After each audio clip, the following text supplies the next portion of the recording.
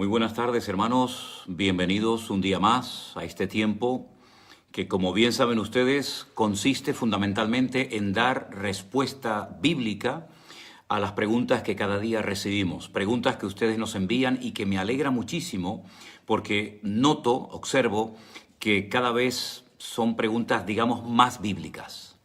Y eso significa de que muchos de ustedes están leyendo, están tratando de profundizar cada vez más en la palabra del Señor, y eso es algo que me produce muchísima alegría, porque uno de los objetivos de este tiempo era fomentar, era despertar en todos y en cada uno de ustedes el deseo por estudiar las Sagradas Escrituras.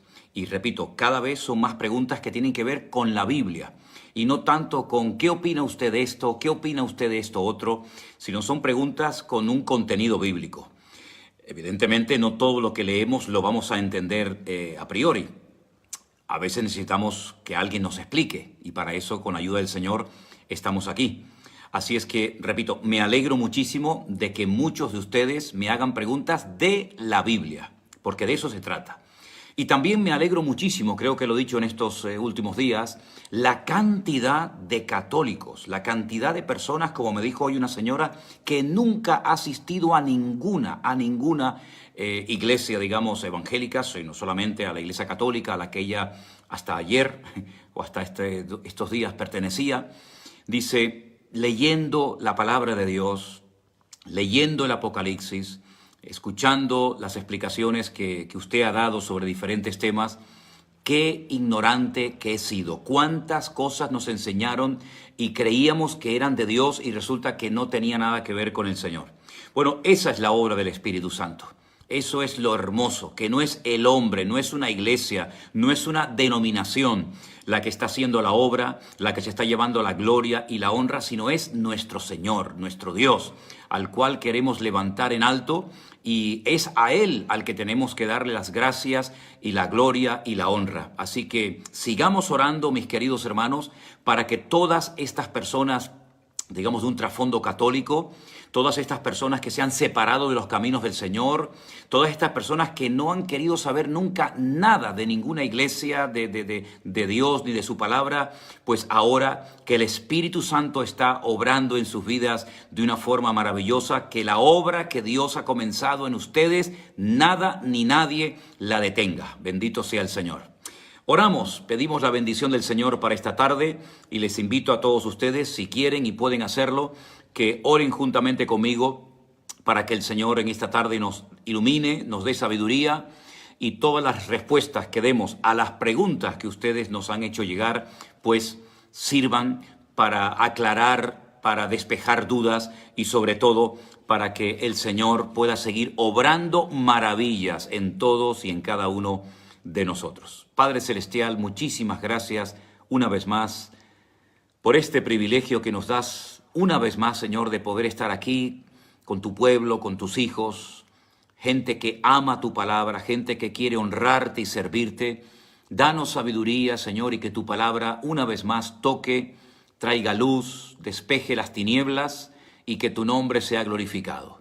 Nos ponemos en tus manos y sé tú el Maestro Divino, Espíritu Santo, ilumínanos y danos sabiduría de lo alto para dar respuestas a tus hijos en el nombre de Jesús. Amén y amén. Gloria a Dios. Voy a leerles Apocalipsis capítulo 3, versículo 20, un versículo muy conocido que muchos de nosotros conocemos hace años de memoria y que dice así. Apocalipsis 3:20. He aquí, yo estoy a la puerta y llamo. Si alguno oye mi voz y abre la puerta, entraré a él, cenaré con él y él conmigo. ¿A qué se refiere este versículo? ¿Qué significa este texto?, pregunta una persona. Bueno, tenemos que decir en primer lugar que los capítulos 2 y 3 del famoso libro del Apocalipsis nos habla de las iglesias, las famosas 7 iglesias que se encontraban en Asia Menor. Cada una de ellas recibe una palabra, un mensaje, algunas un tirón de orejas, otros una palabra de aliento, pero en fin, cada una de estas 7 iglesias, que eran iglesias locales que existían en la época del apóstol Juan, que algunos piensan, algunos consideran que fueron fundadas directa o indirectamente por el ministerio del apóstol Pablo y sus colaboradores, pues necesitaban recibir una palabra. La recibieron. La primera iglesia que aparece en la lista es la iglesia de Éfeso, aquella iglesia que había dejado su primer amor, que tenía características muy bonitas. Dice la Biblia que habían trabajado, habían sufrido, habían tenido paciencia, habían probado a los que se decían ser apóstoles y los habían hallado mentirosos, pero tengo contra ti que has dejado tu primer amor. Bueno, pues pasando por cada una de las iglesias llegamos a la última. Y la última iglesia que recibe un mensaje es la iglesia de Laodicea. Una iglesia orgullosa, una iglesia satisfecha de sí misma. Una iglesia que decía, nos hemos enriquecido, de ninguna cosa tenemos necesidad. Y cuando el Señor la confronta y le habla, le dice, pues ustedes no saben nada porque sois unos desventurados, miserables, pobres, ciegos y estáis desnudos. Y además le dice el Señor que unjan sus ojos con colirio, es decir, que amplíen la visión espiritual para que puedan ver la condición pésima, terrible, triste en la que se encontraba la iglesia. Cuando el Señor le dice a la iglesia de Laodicea, he aquí yo estoy a la puerta y llamo, no es algo que hay que interpretar literalmente. Esto es una metáfora, esto es un ejemplo para que la iglesia entienda que habían perdido la presencia del Señor, que estaban más ocupados en sí mismos y en sus cosas y en su patrimonio que en tener y mantener la presencia del Señor entre ellos. Ojo, porque aquí hay toda una advertencia para las iglesias y para el pueblo de Dios hoy en día. Podemos tener iglesias muy bonitas, muy bien adornadas, con muy buenos instrumentos musicales, con equipos de sonido extraordinarios, con cámaras, con proyectores, con todo lo que ustedes quieran, pero lo más hermoso no es lo bonito del templo. Lo más hermoso y valioso que tenemos es la presencia del Señor. Vamos a asegurarnos de que, aparte de tener una iglesia en condiciones y lo mejor posible, sobre todo, no perdamos nunca la presencia del Señor de entre nosotros. Porque si no, no sé a quién le estamos cantando, a quién estamos adorando y a quién estamos honrando allá adentro. Que no sea la iglesia una especie de jaula de oro. Entonces, mi querido hermano o hermana que usted pregunta, ¿a qué se refiere el Señor cuando dice, he aquí yo estoy a la puerta y llamo? Pues se refiere precisamente, esto es una exhortación, un llamado de atención a que la iglesia despierte de su letargo, de su frialdad espiritual y reconozca que han perdido la presencia de Dios de entre ellos. Y por otra parte, les dice que si alguno oye su voz, es decir, si alguno todavía mantiene un mínimo de sensibilidad, pues que se abra la presencia del Señor y el Señor cenará con él y él con el Señor. Es decir, podréis restaurar la relación, podréis restaurar la comunión que se ha perdido por las razones que fueran, digamos, en ese momento las causas por las cuales se perdió la presencia del Señor. Por lo tanto, esto es más que nada lo que significa, mi querido hermano o hermana. Es una metáfora, es simplemente una forma de despertar la conciencia, la sensibilidad de la iglesia que habían perdido la presencia del Señor y ellos creían que eran la mejor iglesia. No tenemos necesidad de nada, nos hemos enriquecido. Y era todo lo contrario, era la peor de todas las iglesias. Porque es verdad que en una iglesia había falsa doctrina, en otra había falsas profecías, en otra había enfriamiento, pero había un remanente que amaban y honraban al Señor. Pero en esta congregación habían perdido la presencia del Señor y no se habían percatado, no se habían dado cuenta. Por lo tanto, es simplemente una metáfora de volver otra vez a la comunión genuina con el Señor. Espero que le haya podido responder a su pregunta, mi querido hermano o hermana. Otra persona hace la siguiente pregunta. Pido por favor que prestemos atención. Y dice, he estado con una tremenda necesidad de una respuesta a mi inquietud. Resulta que yo voy a una iglesia que predican exclusividad. Ellos dicen que son la única iglesia verdadera, por su sana doctrina y por sus sanos consejos. Y se aferran a Juan capítulo 10, versículo 16. Vamos a leer el versículo, hermana o hermano, que usted nos dice que recitan continuamente en esa iglesia. Dice el texto bíblico, También tengo otras ovejas que no son de este redil. Aquellas también debo traer y oirán mi voz, y habrá un rebaño y un pastor. Entonces, siguiendo con su pregunta, usted dice que se congrega en una iglesia que se proclama exclusiva, excluye a los demás porque ellos consideran que por su sana doctrina, que por sus sabios consejos, ellos son la única iglesia verdadera. Dicen que en toda la Biblia solo se habla de una sola congregación o iglesia a la cual Dios salvará. ¿Qué opinión merece esto para usted, pastor? Ayúdeme, hermanos. Yo les sigo desde los comienzos y han sido de gran bendición para mi vida. Bueno, no me diga, por favor, dónde se encuentra esa iglesia, porque si se me ocurre a mí algún día visitar su congregación, ya no va a ser la iglesia verdadera, se la echaré a perder. Así es que, mi querido hermano o hermana, ¿cómo va a ser esa congregación a la cual usted asiste? La única iglesia excluyendo a todas las demás. Esto es orgullo. Esto es una arrogancia y una soberbia. Esto es algo tremendo. Creer que una congregación local es la única iglesia verdadera en el mundo. Es realmente tremendo el orgullo de esta congregación. Eso es un orgullo, es una arrogancia, es un menosprecio al resto del cuerpo de Cristo.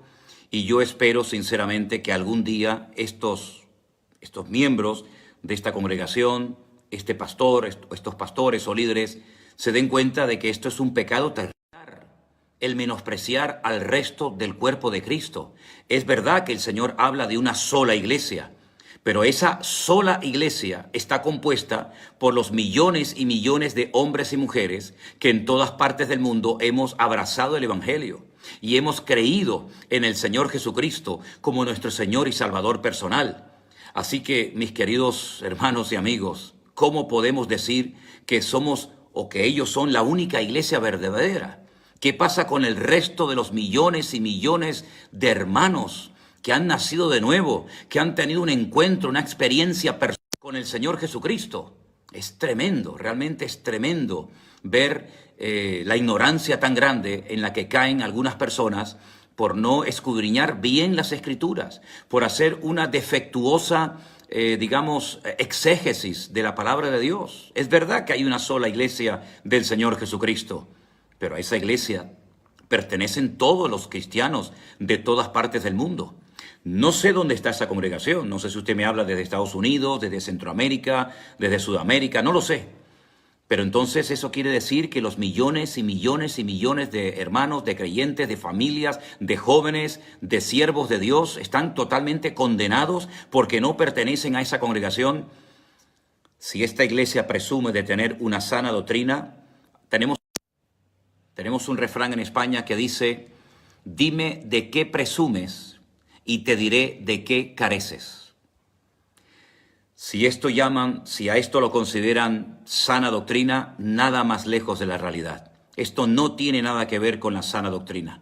La sana doctrina no excluye a los demás hermanos porque no forman parte de nuestra iglesia local, de nuestro ministerio o de nuestra denominación. Oremos para que usted se dé cuenta de que está en un lugar totalmente equivocado. Esto no es sabio, esto no es amor, esto no es sentido común, esto es una aberración y una herejía que atenta nada más y nada menos que contra todo el cuerpo de Cristo, lo cual es realmente muy grave. En fin, como decía mi abuelo, en esta vida hay gente para todo. Por otra parte, hay una hermana o un hermano que dice: a mí me enseñaron a decir, diga el débil, fuerte soy. Pero ese versículo, según usted me escribe aquí, se encuentra en el libro de Joel, en el capítulo 3. Y su pregunta es: esta gente que tiene que decir, diga el débil, fuerte soy, ¿será por casualidad las naciones a las que Jehová ha juzgado? Pues no. Esta es una promesa para el pueblo de Dios. Esta es una maravillosa promesa para los que hemos creído en el Señor. Es verdad que muchas veces nos sentimos débiles e incapaces e impotentes de poder cumplir con todas las responsabilidades que Dios ha puesto sobre nuestros hombros. Y este que les habla les confiesa que esto es algo tan tremendo que solamente se puede soportar y llevar con la gracia del Señor. Y una vez más le agradezco a todos ustedes las oraciones que hacen a nuestro favor, porque es imposible, por lo menos para mí como ser humano, el poder atender a tantas miles y miles de personas cada día. ¿Saben por qué mientras estoy hablando a veces parece como que se corta la transmisión? Porque no para de llamarme la gente para pedir oración, para pedir consejo. Pastores, obreros de todas partes del mundo pidiendo consejo, pidiendo una palabra de ánimo, de aliento. Esto es todo el día, desde que te levantas hasta que te acuestas. Pero no solamente este que les habla, sino mi esposa, mis hijas, otros hermanos y hermanas que nos están ayudando a atender a todo esto. ¿Cómo no vamos a decir nosotros, diga el débil, fuerte soy, si nunca hemos sentido nuestra debilidad y nuestra incapacidad para poder atender con todo esto? Es algo que realmente es imposible si no es con la gracia del Señor. No son las naciones que han sido juzgadas por Jehová, como usted dice, por el Señor, las que van a decir, diga el débil, fuerte soy. Somos nosotros los cristianos, los hijos de Dios, los que formamos parte del único pueblo que Dios tiene. Me da igual si es judío, español, árabe, japonés o latino, me da igual. Nosotros nos hemos sentido muchas veces débiles e incapaces de hacer la obra de Dios, pero hay una promesa que podemos decir, diga el débil, fuerte soy en el Señor, no en mi sabiduría, no en mi experiencia o conocimiento. Nuestra fortaleza no depende de lo que somos, nuestra fortaleza depende de nuestro Dios. Por muchos años que tengamos, por muchos años de ministerio, experiencia, si no es por la gracia del Señor, es totalmente imposible ser eficaces en el Evangelio. No presumimos de que somos mejores que nadie, no presumimos de que no necesitamos de nadie, como lamentablemente le ocurría a la iglesia de la Odisea, que llegaron a decir, fíjese qué disparate, nos hemos enriquecido y no tenemos necesidad de nada ni de nadie. Parafraseando el versículo, para que después no digan, no, pastor, es que eso no dice el versículo. Estoy parafraseando el texto, ¿sí? Pues nosotros somos débiles, pero en el Señor, Él renueva nuestras fuerzas, Él nos da gracia, Él nos da la sabiduría, y Él es el que hace la obra a través de instrumentos de barro, como somos todos y cada uno de nosotros. Estimado pastor, no entiendo cuando la Biblia dice en Mateo 24 que las potencias de los cielos serán conmovidas. Pues muy fácil, hermano o hermana. Cuando venga el Señor Jesucristo, todo va a ser sacudido. Como cuando viene un viento fuerte. Hace unos días hemos tenido aquí en Santa Cruz, en la ciudad donde nosotros vivimos, un viento tremendo. Y han caído cantidad de ramas y cantidad de hojas de los árboles por efecto del viento. Pues así va a ocurrir cuando venga el Señor Jesucristo. Su venida va a ser tan espectacular, tan poderosa, tan maravillosa, que las potencias de los cielos, el sol, la luna, las estrellas, los astros, la tierra, los océanos, los ríos, las montañas, todo va a ser sacudido, todo va a ser zarandeado, porque viene el Rey triunfante y glorioso, y todo ojo le verá, y toda rodilla se doblará, y todo el mundo dirá, Él es el Señor para gloria de Dios Padre. ¿Cómo no se va a sacudir el cielo, la tierra, el sol, la luna, las estrellas, cuando venga en gloria y en poder, cabalgando sobre un caballo blanco, el Rey de Reyes, el Señor de los Señores, el Alfa y el Omega, el principio y el fin, el Verbo hecho carne? ¿Cómo no se van a conmover las potencias? ¿Cómo no se van a sacudir los demonios? ¿Cómo no van a caer postrados millones y millones y millones y millones de personas adorando al Rey? Reconociendo que su religión, reconociendo que sus sectas, reconociendo que sus patrañas y mentiras no sirvieron para nada, pero por fin se demostrará, hermanos, gloria a Dios, al fin se demostrará que creímos en el verdadero, y el verdadero era y es y será eternamente nuestro Señor Jesucristo. Va a ser sacudido el cielo y la tierra cuando venga el Señor y ponga sus pies sobre el monte de los olivos. Zacarías capítulo 14, y el monte de los olivos, que lo he pisado docenas y docenas de veces, se partirá cuando los pies del Santo de Israel se posen sobre esa montaña. Y vamos a ver a los judíos, a los musulmanes, a todos los árabes, a todos los satanistas, a todos los políticos soberbios y orgullosos de la tierra, aquellos políticos que robaron, aquellas personas que mintieron, a los enemigos del Evangelio. Vamos a verlos a todos postrados, tirados a tierra, como cuando cayeron a tierra aquellos hombres que fueron a prender al maestro al huerto de Getsemaní. Cuando él dijo, ¿a quién venís a buscar? Dice, a Jesús. Dice, yo soy. ¡Pum! Y cayeron todos a tierra. Pero luego se levantaron. Pues cuando venga el Señor Jesucristo, Él va a sacudir toda la creación. Toda la creación va a ser sacudida y zarandeada por nuestro Señor Jesucristo. Así que mis queridos hermanos o amigos o quien haya hecho esta pregunta, eso es lo que significa. Todo va a ser sacudido, como cuando se sacude un olivo y comienzan a caer las aceitunas, o cuando se sacude un árbol y caen las frutas. Así va a ser sacudido todo cuando venga nuestro Rey, triunfante y glorioso, aquel que crucificaron, aquel que mataron, aquel que creían que metiéndolo en una tumba habían acabado con él. Se equivocaron. La tumba fue vencida, el diablo fue derrotado, el infierno fue destruido eternamente y para siempre. No tiene ninguna influencia, ningún poder, ninguna autoridad sobre los hijos e hijas de Dios. Por eso cuando me llegan correos, llamadas, WhatsApp, mensajes, pidiéndome los cristianos, los hijos de Dios, los hijos del Rey, pidiéndome que sean liberados de demonios, que tienen que pagar encuentros y posencuentros y más encuentros para que le saquen los demonios y las maldiciones, me indigno. La ira santa, si me permiten la expresión, la ira santa me revuelve las entrañas cuando veo a los hijos de Dios viviendo como mendigos, siendo engañados y manipulados por personas sin escrúpulos, que asustan a las ovejas, diciéndole, vengan para acá, páguenme tanto dinero, denme una ofrenda, denme un diezmo, hagamos un pacto para sacarte los demonios. A ti había que sacarte los demonios, a ningún cristiano hay que sacarle los demonios. Nosotros tenemos el Espíritu Santo de Dios, con el cual hemos sido sellados. El diablo tiembla ante un hijo de Dios. El diablo tiembla cuando pronunciamos el santo y bendito nombre del Señor Jesucristo. A nosotros no tienen que sacarnos nadie los demonios, porque nosotros hemos sido sellados por el Espíritu Santo de Dios. A veces es la carne, las emociones, la histeria colectiva la que se manifiesta, pero no son demonios.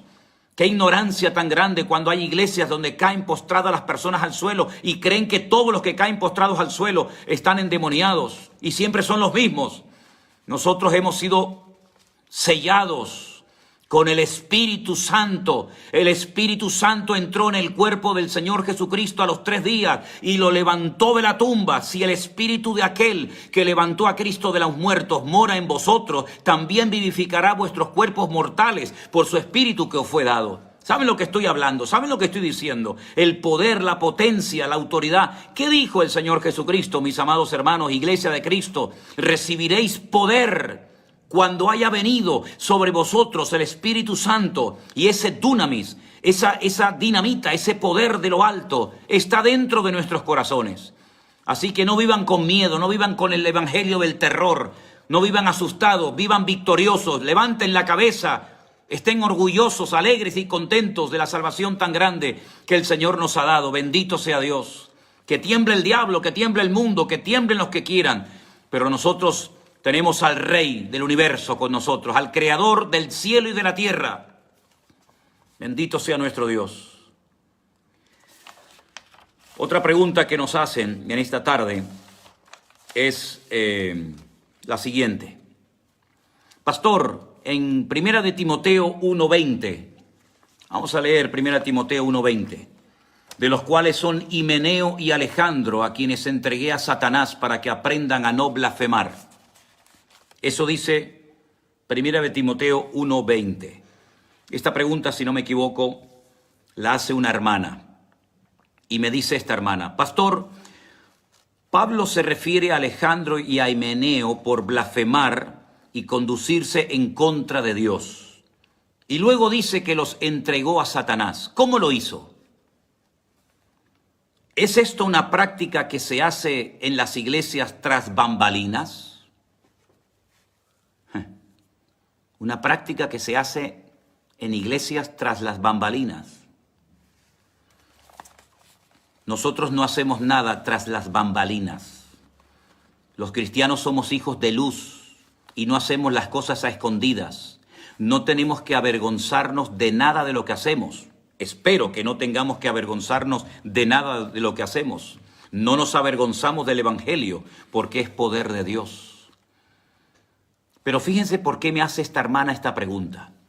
Le pregunto esto porque según esta hermana me cuenta, hay una iglesia en México en donde el pastor hizo una junta con sus líderes y en un acto deliberado, este pastor forzó a los líderes de esta iglesia a entregar deliberadamente el alma de otro pastor a Satanás, por no convenir a sus intereses y estar en contra de su ideología de salvar a las almas a través de la doctrina de la prosperidad. La prosperidad no es ninguna doctrina, pero bueno, yo leo literalmente su pregunta. Lo digo con conocimiento de causa, pues me tocó ministrar a alguno de estos líderes, pues espiritualmente se sentían destituidos de la gracia de Dios y con mucho cargo de conciencia. Que el Señor tenga misericordia. ¿Por qué hacen esto? Le agradecería mucho su respuesta. Mire, primeramente le voy a responder a lo que dice 1 de Timoteo 1:20. Estos dos personajes que se mencionan aquí por sus nombres, Himeneo y Alejandro, llevaron una pésima conducta, un mal testimonio. Dice que blasfemaron. Y Pablo lo que hace es que los entrega a Satanás, es decir, los expulsa de su ministerio, de su cobertura pastoral, de su ministerio como apóstol, y ustedes quieren vivir como mundanos, váyanse al mundo. También entregó, o también le dijo a la iglesia de Corinto que al fornicario se lo entregaran a Satanás. Y por el contexto vemos que lo expulsaron de la congregación, por lo menos por un tiempo, hasta que recapacitó, se arrepintió, pidió perdón, y luego en 2 de Corintios Pablo pide por favor que lo vuelvan a admitir, para que no sea consumido por la tristeza. Así que esto de entregar a Satanás es como decir, váyanse al mundo, quieren vivir como mundanos, váyanse al mundo, no tenemos nada que ver nosotros como pueblo de Dios, como iglesia con ustedes. Esto es toda una advertencia al resto, a los que quedaban, para que se tomaran en serio su relación y su ministerio delante del Señor. Ahora bien, yo no puedo pensar que todo el mundo va a estar de acuerdo conmigo. Eso es un disparate. Yo no puedo creer en ningún momento que todo el mundo va a estar de acuerdo con todo lo que yo hago y con todo lo que yo digo. Pero eso no significa de que yo tenga que hacerles la guerra a esas personas. Sin embargo, he conocido gente que cuando se va alguien de su congregación o de su ministerio o sale de fuera de su cobertura, la palabra tan, ¿verdad?, tan traída, pues se enfadan y entonces amenazan, asustan a la persona que se va de su iglesia, de su denominación, de su cobertura, que si le va a ir mal, que si el diablo los va a sacudir, y empiezan a manipular, y esto es un disparate. Si alguien se quiere ir de nuestro ministerio a otro, si una oveja de nuestra congregación se quiere ir a otra iglesia y ponerse bajo la autoridad o bajo la cobertura de otro pastor o iglesia o ministerio, que Dios lo bendiga. ¿Cómo voy yo a amenazar y asustar a un creyente? Sí, ya sé que se ve mucho, David, ya lo sé. Ya lo sé que se ve mucho, lamentablemente, y aquí en Canarias ni te cuento, y tú lo sabes bien. ¿Cómo se puede asustar, cómo se le puede meter miedo a una persona porque se va a otra iglesia? Ten cuidado porque si te vas, se te va la gracia de Dios, Dios no está contigo. Hay que ser ignorante, por no decir mala persona, para tratar a un cristiano de esa manera. Cuando un hermano se va de una iglesia porque siente que tal vez su tiempo se ha terminado aquí o porque por el motivo que sea, pues en vez de meterle miedo en el cuerpo y guardarle rencor y actuar de mala fe con esa persona, hay que decir que el Señor te bendiga, hermano. Sean felices. Congréguense donde ustedes crean que van a ser mejor atendidos. Y si en alguna congregación ustedes creen que van a recibir y a crecer más que en la mía, váyanse, no tarden, váyanse. Que Dios les bendiga. Así que si este pastor, según usted, yo no sé si eso es así o no, pero yo le respondo a su pregunta. Si este pastor entregó a Satanás a otros pastores porque no lo apoyaban en su doctrina de la prosperidad, pues que Dios tenga misericordia, como usted también dice en su carta, que Dios tenga misericordia porque esto es un auténtico disparate. Himeneo y Alejandro fueron entregados a Satanás para que aprendieran a no blasfemar, pero no porque le caían mal al apóstol Pablo o porque querían marcharse, porque mire, le voy a poner un ejemplo. Ustedes que me están escuchando, Marcos, el joven Marcos, llegó un momento en el que decidió marcharse y no seguir acompañando a Pablo en el viaje misionero. Y Pablo no lo maldijo, Pablo no lo amenazó, Pablo no lo asustó diciéndole, pues ahora tu vida te va a ir mal y ahora el Dios no te va a bendecir y ahora no vas a ser prosperado. Años más tarde dice que pide que traigan a Marcos porque él era útil para su ministerio. Por lo tanto, esto es una señal de inmadurez total y absoluta.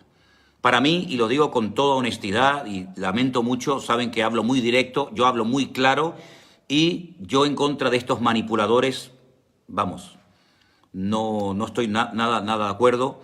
Yo creo que hay mucha ignorancia, muchas personas con serios complejos de inferioridad que se toman siempre a lo personal todo lo que ocurre en el ministerio. Y a todos los pastores se nos ha ido gente, a todos. No somos perfectos, no somos infalibles, nos equivocamos y tenemos que admitir que hay momentos en los que una persona, una familia, una oveja, un ministerio, quien sea, prefiere abrirse y marcharse por su camino, desarrollar su ministerio y que Dios lo bendiga. Pero amenazas, coacciones, manipulación, me parece un disparate y un pecado terrible del cual algunos tendrán que rendir cuentas. Yo creo que un pastor, no es fácil ser pastor, no es fácil, es muy complicado ser pastor, nunca llueve al gusto de todos, pero yo creo que un pastor nunca puede caer en las amenazas y en asustar a una persona porque se va de su ministerio o se va de su cobertura. En fin, al fin y al cabo, ¿las ovejas de quién son? ¿Nuestras? ¿Somos dueños nosotros de la gente? Las ovejas tienen un dueño y ese dueño se llama Jesucristo, que es la cabeza de la iglesia. Así es que sé que hay mucha gente que ha sufrido porque se han marchado casi a escondidas por la puerta de atrás, como quien dice, de las iglesias, porque como digan que se quieren marchar a otra, les amenazan, les coaccionan, pero esto es un auténtico disparate y nosotros no estamos en absoluto de acuerdo con este tipo de actuaciones. Y bueno, hermanos, si no me equivoco, sí, voy a responder a una última pregunta. La pregunta es de alguien que me escribe, me dice, Shalom, pastor, me gustaría saber cuál es la diferencia entre alma y espíritu. Bueno, cuando usted estudia las palabras en el idioma original, nefesh para alma, ruach para espíritu, primeramente son dos palabras, son dos términos diferentes. A grandes rasgos, para no marear y para no dar explicaciones demasiado profundas que al final la gente no va a entender. Aquí de lo que se trata es de ir al grano, ser directos y prácticos. Ruach, espíritu, es lo que nos permite tener comunión con Dios. Es lo que diferencia al hombre del animal. Nefesh, alma, es la vida. Cuando el alma sale del cuerpo de una persona, esa persona automáticamente muere. El cuerpo es el estuche, la funda donde mora el espíritu y el alma. El alma es la vida. El espíritu es la parte que nos conecta con el Creador, con el Eterno, que quedó desconectado el espíritu humano con el espíritu de Dios o con Dios. Por eso en el Nuevo Testamento, sobre todo, se tiene que echar mano de la mayúscula o la minúscula para diferenciar al Espíritu de Dios o al Espíritu Santo con mayúscula del Espíritu con minúscula del ser humano. En hebreo, en griego no hace falta eso porque hay palabras específicas para referirse al Espíritu de Dios y palabras específicas para referirse al Espíritu humano. El Espíritu humano quedó desconectado de la presencia de su Dios por el pecado. Él os dio vida cuando estabais muertos en vuestros delitos y pecados, es decir, volvemos a la vida, volvemos a nacer. Se conecta nuestro espíritu con el Espíritu de Dios y ahora tengo comunión y relación diaria y permanente con mi Dios, Él conmigo, yo le conozco a Él, Él me conoce a mí, Él es mi Padre, yo soy su Hijo, y el alma es la vida, el Espíritu es lo que me conecta con mi Dios. Dice usted que en Romanos 8 se habla de que el Espíritu, con mayúscula, para referirse al Ruach HaKodesh, el Espíritu Santo, da testimonio a nuestro espíritu, en minúscula, de que somos hijos de Dios. Efectivamente, cuando usted nace de nuevo, automáticamente usted sabe que usted es un hijo y una hija de Dios. No hace falta que se lo estén repitiendo todo el día.